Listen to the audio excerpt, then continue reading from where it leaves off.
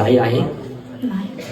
म्हणजे जर समजा तिच्याकडून काही चुकलं तर तू समजून घेशील म्हणजे जास्त आजारी आहेत की थोड्या कॅन्सर झालं. कॅन्सर झालाय बापरे. तुला आई आठवली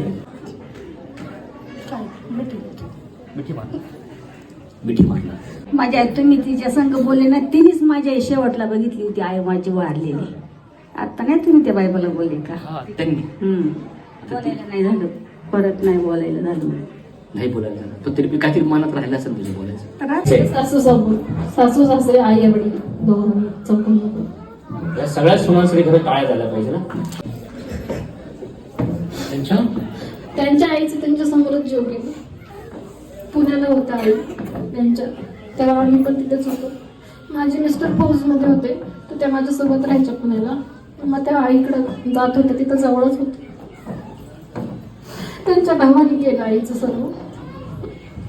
आता 8 दिवस होते तिथं आईची सेवा करायला. ही एक मुलगी समजून हिला आई द्यायचा नक्की हा करत असते विचार कर. आणि म्हणून पण देत. बनवून पण देता तुमच्या आई. आता फोन केला नाही, 2 दिवस झाले ती चालली होती घरी गावाला. आठवत नाही तुला? आठवत हा. मग आई सगळं सगळं बोलावं करा. आईची आठवण येते, मंगळवारी येते. विषयच नाही डेंजर येतो. जे जगामध्ये जेवढं आहे ना साहित्य लिहिलं, गाणी, कविता